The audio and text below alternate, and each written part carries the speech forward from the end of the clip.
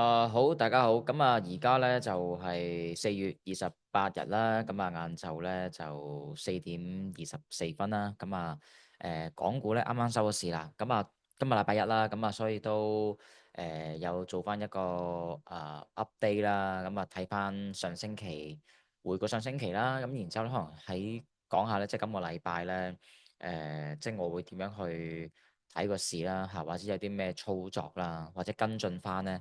上一次講嘅嘢啦，咁同埋上一次就可能講得比較多咧，係美股嘛，咁港股咧都可以即係講多少少嘅嚇，因為我自己都有睇啦，或者多數都啲交易啦嚇，穿越喺港股同美股之間咁樣嘅。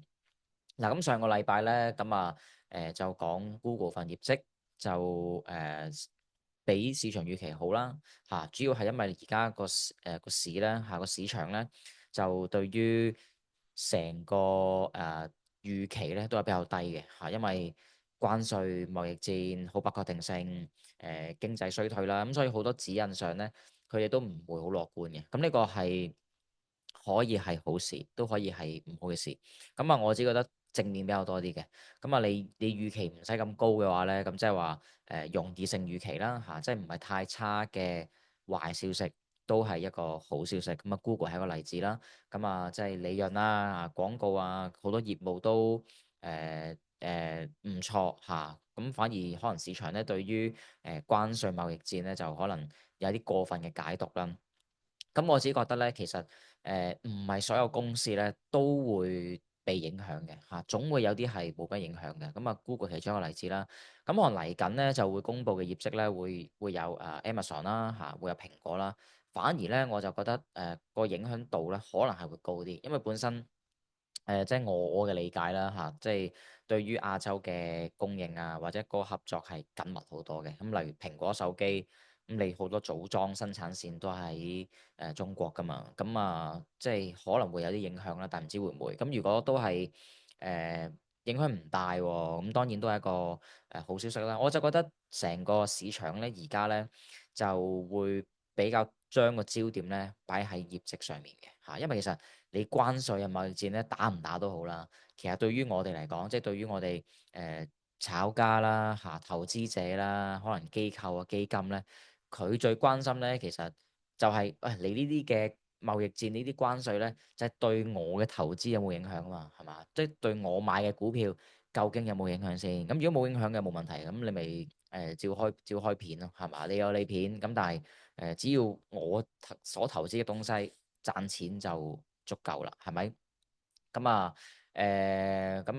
業績啦，咁但係其實最重要咧，咁其實我只覺得係個時間點。咁其實咧，去到4月30日咧，咁其實就特朗普上任咧嚇，即係呢個任期上任咧嘅第100天。咁其實佢到時咧就會再公布咧一啲新嘅方案嘅嚇，即係嚟緊100日嘅一啲方案啦，可能佢會做啲檢討啦。我就覺得，例如咧4月22日呢嘅，我開咗個網站啦。其實咧4月22號咧，咁其實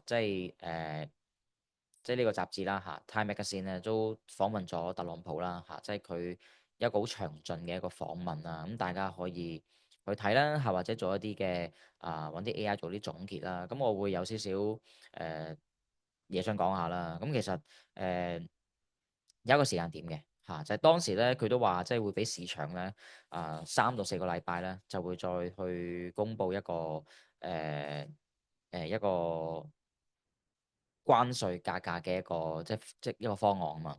咁其實即係5月中前咧都會比較反覆嘅。咁但係我自己就預期咧，因為佢嘅第100天咧個市場係好差啊嘛，我就覺得喺嚟緊佢公布嘅嘢咧，應該係會比較溫和啲啦嚇，相對比較多好消息啦。咁所以我只覺得第二季度咧整體嗰個投資氣氛咧都唔會太差嘅嚇，因為上一次都有講到啦，喂，好差嘅壞消息都冇乜點跌喎，咁仲有啲咩會令到佢跌咧？咁市場開始對啲壞消息嗰個反應唔係太過大啊嚇，有啲底部啦嚇，上次都講過啦嚇，4月7、8、9呢啲低位，唔穿嘅話咧，就係一個好重要嘅支持啦。咁實而家整體美股指數啦，係或者個股咧，其實都喺呢啲位置附近咧。咁就搏一個反轉啦，嚇或者搏一個支持咧。咁其實都唔會話好蝕底嘅嚇，即係冇辦法啦。你要投幾隻咁啊？呢啲市況咧係一個交易手法上咧，第一就唔好諗住會有趨勢啦嚇。而家個趨勢就係好大型嘅震盪啦嚇，即係我喺 Thread 都有講啦，就係升破阻力就會回，跌穿支持咧就會彈。你唔好突破阻力嘅時候，即係高追啊、追新高啊，或者穿底嘅時候追沽啊，咁呢啲勁容易打兩巴嘅。因為而家成個市場嗰個走勢咧，基本上就係18年、19年嚇中美貿易戰嗰陣時咁，即係會好反覆嘅。咁你都唔知道會點談判啦嚇，我只覺得談判唔到嘅。我覺得唔會，即係而家形容上咧係一啲虛假嘅反彈啦嚇，我只覺得都係要比較小心嚇，因為18年就係咁樣啊，每當有啲好消息啦嚇，仲要咁啱喺啲阻力位置咧，就會行一個反轉，咁大家或者我自己咧會比較謹慎嘅嚇，比較謹慎，即係唔會追頂嚇，追底去追沽。咁呢個係關於即係關稅啊、貿易戰嘅一啲睇法啦。咁另外就，所以咧我就覺得，因為個市都係比較動盪咧，金咧嚇，雖然我上次講係睇見頂啦，係嘛，即係暫時未必會咁需要避險啦嚇，因為市場有好多獲利嘅盤啊，係咪要買嘅都買咗啦。咁但係我就覺得見頂啫嚇，見頂唔一定係要即刻跌嘅嚇，或者唔好咁二元個思維，即係佢有機會盤整嘅。我只覺得盤整機會好大嘅，咁所以我就唔係賭單邊嘅嚇，我係做啲組合咧去收期權金。咁我只覺得金咧應該去到3200左右啦，附近應該係會有支持啦嚇，似盤整比較居多啦。咁到時都係會睇翻上啦嚇，因為即係我都係認為中美貿易談判唔會咁容易成功嚇，都傾唔到，因為特朗普開嘅一個嗰個即係關稅條件其實係好苛刻啦，亦都唔係個好好時機啦。即係其實全球經濟近呢兩三年都唔係太好啦，係嘛？即係你要收個咁嘅關稅咧，即係我覺得discount 完咧都係好貴，唔係個個都會俾，都唔會俾你撳住嚟俾。咁所以一定係會有好多唔明朗性啊。咁而家只不過係跌多咗，咁情緒上有啲收復咗啦，因為話談判啊嘛，係要啲時間啊嘛。咁貌似一個 honeymoon 啦，咁同埋美金啦嚇，美元指數都係咁啱一穿底之後就反彈啦，都係盤整比較居多啦。咁債都係啦，我就覺得係一個情緒上，因為之前係太過恐慌延伸，所以係有一個回歸均值啫。咁之後會係好啲定係壞啲咧？我就唔敢太過樂觀啦，喺個中長線度。所以短線上咧，我就覺得都係短炒居多嘅嚇，短炒居多。咁你做正股都係好難錯趨勢。陣間晏啲咧會有啲個股可以講下啦嚇。咁美股就關稅啦、貿易戰啦，就業績啦。咁去翻港股呢邊咧，我就覺得因為上個禮拜尾咧就港股都有啲大事件啊嘛。咁其實本身港股咧喺一個相對嘅走勢上面咧，其實係唔差嘅即係咪好強？又唔係好強，但其實冇咁差，起碼佢個表現咧。完全唔似18年嘅時候咧，好一面倒。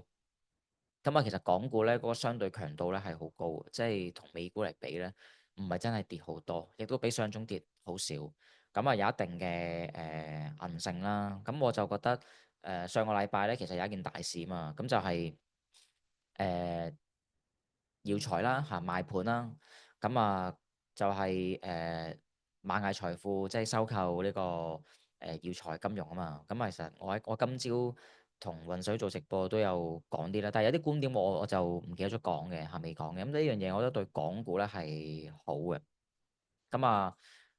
我睇翻我自己咧，即係寫咗啲咩先。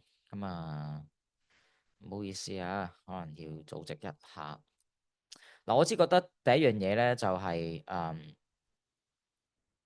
呢一個嘅收購咧，嗰個特殊意義係好大嘅嚇，因為大家如果睇翻就係螞蟻其實早一兩年咧係想上市嘛，咁但係殺停咗啦，上唔到啦。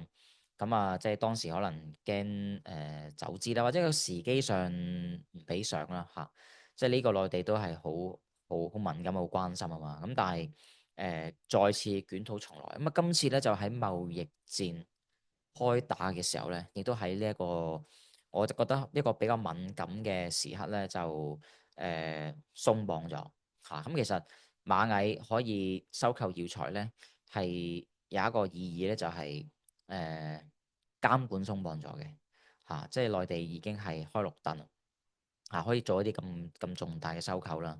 因為時機唔一定要揀呢個時機嘅嚇，過往有更加多嘅時機可以選擇，但點解會喺此時此刻做呢件事呢？嚇，我就覺得係有特殊意義啦嚇，即係監管上嘅鬆綁啦，係會利好成個港股市場啦。因為如果我唔知咁樣講啱唔啱啦，即係如果鬆綁嘅話咧，即係某程度上都將香港、中國視為一體嘛。咁啊，越鬆綁得越多，咁即係話越多啲空間自由度咧，俾啲錢落嚟。咁當然對港股咧係好嘅。咁第二啦，就係喺呢個時候買耀才。咁當然除咗賣個牌之外啦，咁啊耀才本身有好多客戶啦。嚇，即係個價亦都係好平啦，講緊幾十億係咪？咁同埋就係一定係睇好資本市場啦。嚇，我覺得呢個好關鍵嘅，因為我覺得喺中美貿易開打呢個過程咧，其實之前拍片都有講啦，係一個好好嘅窗口嚟嘅。即係中國其實我都唔需要同美國去做啲咩談判嚇，因為打持久戰，即係中國會有本錢啦，係嘛？即係更加應該把握呢個窗口咧，去拉攏歐洲啊、東南亞其他國家去做啲生意啊，去擴大個內需啊，即係呢個係一個幾好嘅時機。咁啊，可能多啲公司嚟香港上市啦，咁可能港股咧會有起色啦。如果唔係，一定有動作去跟尾嘅。咁我自己覺得即係喺個故事上啦嚇，宏觀上咧，我就覺得係即係香港係有本錢去做好港股嘅。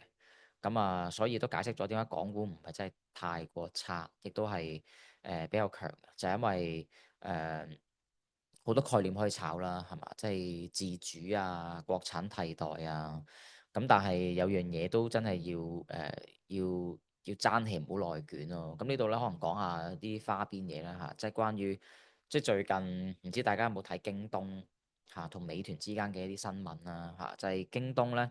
即係使錢去搞外賣啊嘛，係嘛？即係搞美團啊嘛。咁啊，之前再早少少咧就嚟香港啦，係嘛？做家電啦，插旗啦，係嘛？即係搞呢個百老匯，搞豐澤，同埋即係香港電視啊嘛。咁我覺得呢樣嘢咧，你話即係同啲 friend 都有講嘅。呢個 AMTXJ 咧，即係呢一刻嚟講咧，我覺得嗰個最 low 咧嚇就係京東嚇，即係呢段時間咧。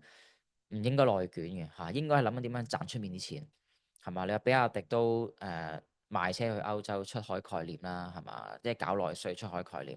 咁但係京東即係美團，我送外賣都送到去沙特阿拉伯啦，係嘛？都諗住點樣賺海外嘅錢啊嘛，出海啊嘛，即係唔好成日內卷啊嘛。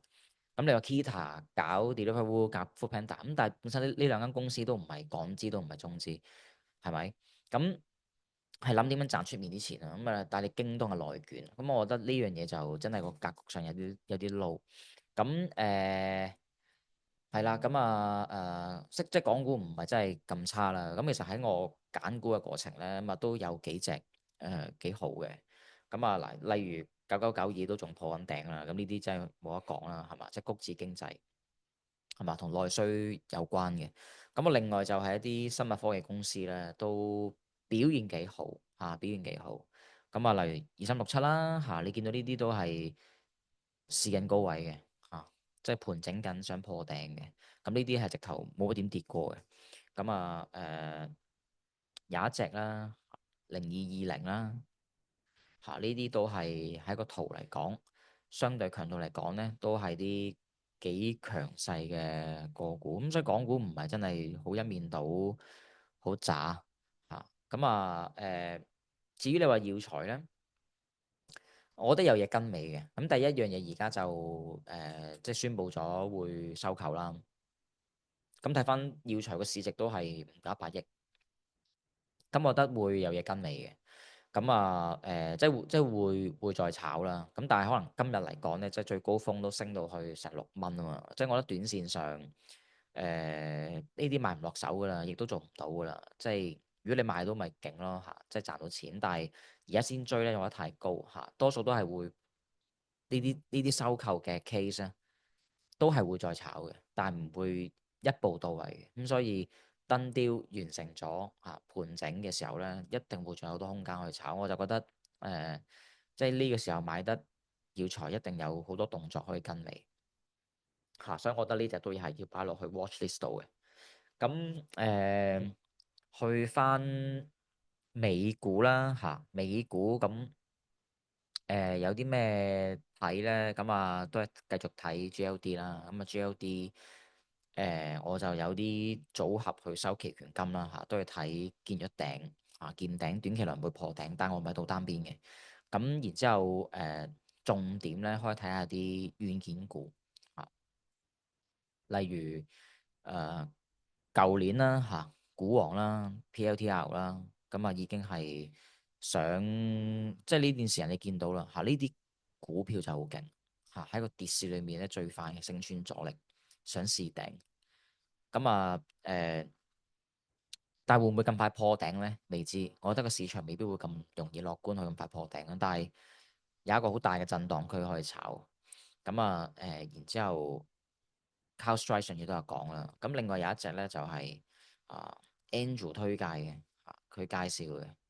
我覺得都好唔錯。有一隻叫做APH 嘅軟件股以圖論圖嚟講咧唔錯嘅。Alpha Rank 都好高啦。重點就係佢早幾日咧出咗個業績，高開低走，但係好快咧就已經收成翻。呢啲 set up 上咧都係好靚仔嘅，所以見到其實美股、港股雖然個市唔係好明朗啫，但係其實一定係有嘢炒嘅。你得兩種炒法啫，一係炒 beta 炒啲同大市高度相關嘅股票嘅，即係等於指數成分股。如果唔係炒指數股咧，你一係就揾呢啲 alpha 股即係同個市完全行相反嘅，唔跟個市嘅一啲個股啦。另外就MSCL 啦，因為上次我都講就係雖然黃金會見頂跌，如果真係要避險嘅話咧，可能突然之間會買呢個 BTC 喎，係咪？因為 BTC 又有好多消息啦，係嘛？即係監管又鬆綁佢如果市場嘅風險胃納高同低，其實都係做熱 BTC。所以大前提都係金就回，比特幣有機會升。